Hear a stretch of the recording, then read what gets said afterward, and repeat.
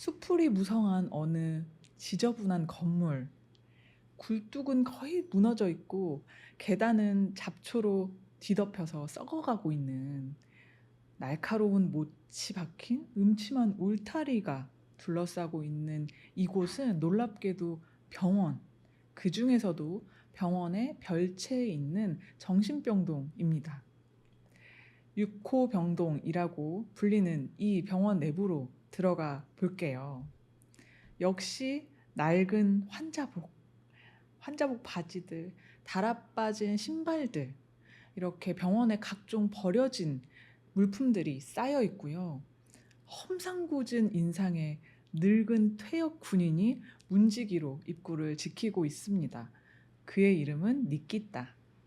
이 위압적이고 폭력적인 인물은 자신이 맹신하는 하나의 가치, 바로 질서를 위해서라면 이 질서를 해치는 누구든 흠씬 두들겨 맞아야 한다고 생각하는 사람이에요. 니키타의 감시 아래 이 6호 병동에는 환자들이 5명 갇혀 있는데요. 그 중에는 유일한 귀족 출신의 30대 남성 이반 드미트리치 그로모프도 있습니다. 그리고 어느 날 이들 앞에 병원의 원장 안드레이 에피미치 라긴이라는 사람이 등장을 하는데요. 모두가 외면하는 정신병동, 이 6호 병동에 어째서 의사가 방문을 하는 걸까요?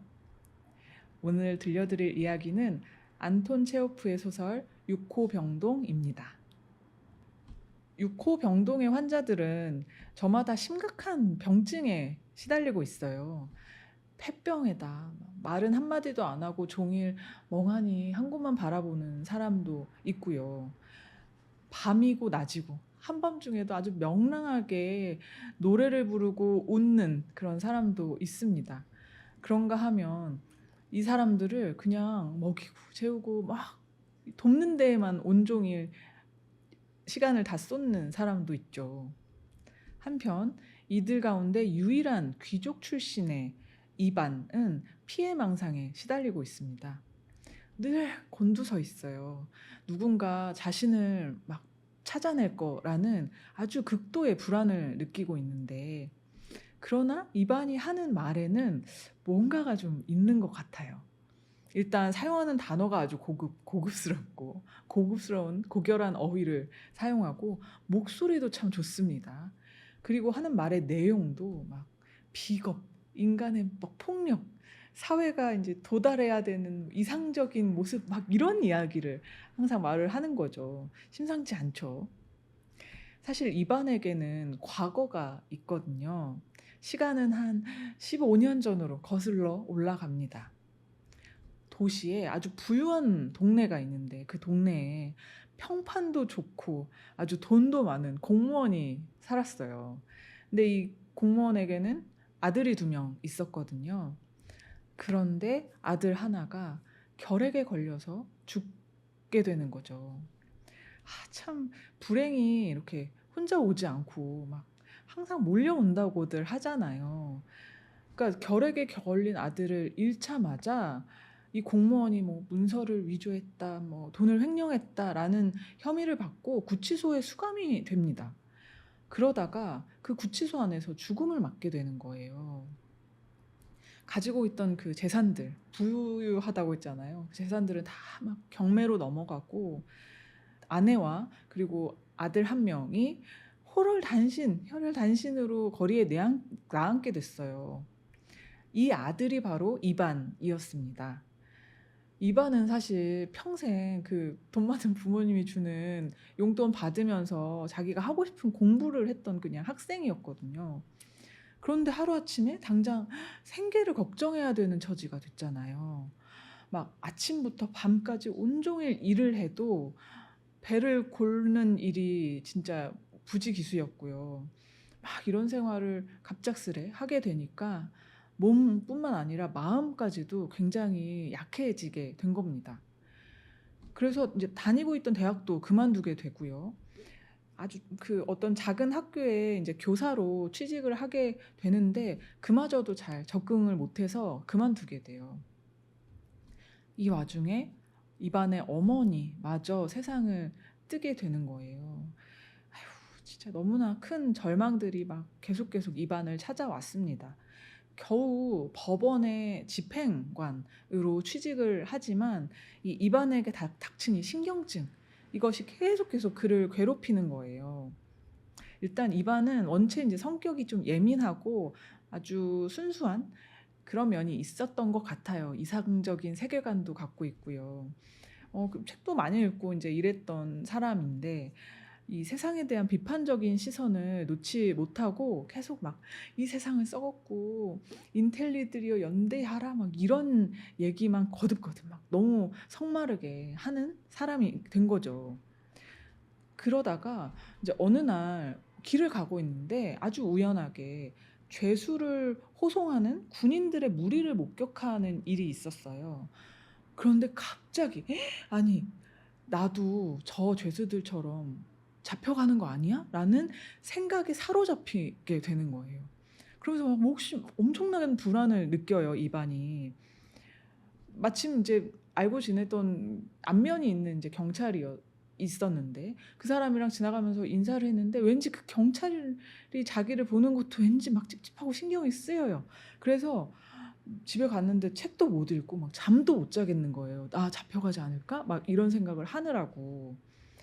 사실 입안 잘못한 거 없거든요. 잡혀갈 일도 없는데 근데도 막 '세상에 억울하게 범죄에 휘말려서 잡혀간 사람이 얼마나 많아.' 막 이런 생각도 계속하고 또 다 사람이 하는 일이잖아요. 판사건 뭐 경찰이건 변호사건 다 그냥 일개 직업인들일 뿐이라면 '그러면 얼마든지 이렇게 불합리한 일이 일어나게 되는 거 아니야?'라고 막 덜덜덜덜 떠는 거예요.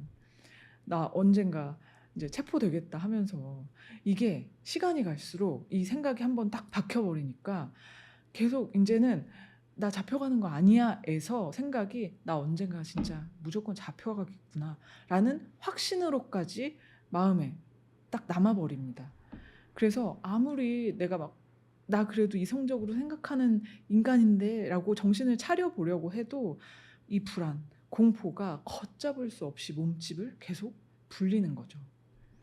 결국 사달이 납니다. 이 도시에 이 동네에 시체가 두고 발견됐다는 이제 뉴스가 나오는데 이반이 그 뉴스를 듣자마자 생각하는 거예요.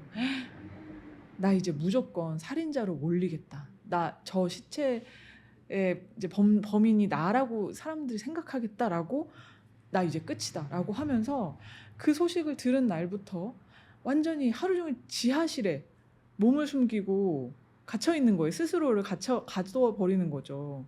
아무도 이반을 의심하지 않았는데 말이에요. 그러다가 이 집에 난로를 고치는 사람들이 방문을 하는데 인제 이반은 공포에 사로잡혀 있었기 때문에 이 사람들이 이 수리공들이 변장한 경찰들이라고 또 확신을 해요. 그래서 그들이 집에 방문을 했을 때 막 혼비백산해 가지고 정신없이 집 밖으로 막 도망을 치는 거예요. 뭐 외투를 입을 생각도 없이 막 도망을 쳐요. 그래서 인제 사람들이 "왜 도망가냐." 이러면서 인제 쫓아가서 입안을 붙들어서 다시 집으로 데려오는데 이제 그때는 이제 집의 주인이 이반에게 의사의 진찰을 받도록 하기 위해서 의사를 불러 놓은 상태예요. 그리고 이반을 진료한 그 의사는 이반은 지금 정신이 좀 많이 위태롭다. 병원에 입원을 시켜야 되겠다."라는 진단을 내려요. 그래서 현재 이반은 6호 병동에 갇혀 있는 겁니다. 이 6호 병동의 풍경은 매일매일 거의 비슷해요.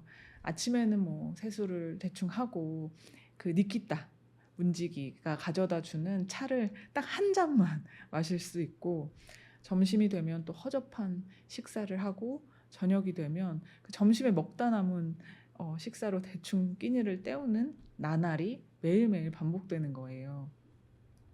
여기에는 방문객도 거의 없어요. 아주 오랫동안 새로운 환자도 들어오지 않았고요. 아니 그런데 이 병원의 원장 안드레이 에피미치 락인이 6호 병동에 드나들기 시작한 겁니다. 안드레이는 덩치는 아주 큰데 목소리는 되게 가늘어요. 이런 어 엇갈림, 이상한 그런 사람으로 묘사가 되고요. 또 사람이 좀 자신감도 없고 명령을 내리거나 안 된다 이렇게 단호하게 얘기를 못하는 사람이에요. 이 부분 재밌었는데 그래서 병원의 원장인데 이제 자기 조수 뭐 화인에게 차를 좀 내와라라는 명령을 못하고 그냥 저기 좀 차를 좀 마시고 싶은데 하는 시기예요. 겁나 회피형이에요. 사실 뭐 일도 열심히 안 해요.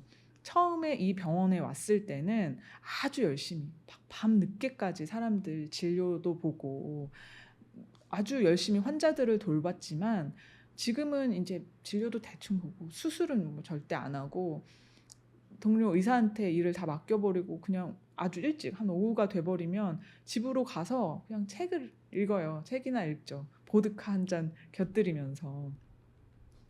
가끔 안드레이에게 우체국장, 친구이기도 한데 우체국장이 들러서 둘이 수다를 떨다 가기도 하는데요. 이제 우체국장에게 안드레이가 이런 말을 하는 장면이 나옵니다. 이 도시에 좀 지적이고 흥미로운 좀 철학적인 이야기를 대화를 나눌 수 있는 사람이 없는 것 같다고요. 이 말을 기억해 주세요. 자, 과연 안드레이는 이렇게 지적이고 흥미로운 철학적인 대화를 나눌 수 있는 사람을 이 도시에서 만나게 될까요? 네, 이 뒷부분에 대한 이야기를 제가 다음 시간에 들려드리도록 하겠습니다. 오늘 영상은 여기까지예요. 지금까지 신현선의 책슈퍼였습니다. 아끼는 책 팔아요.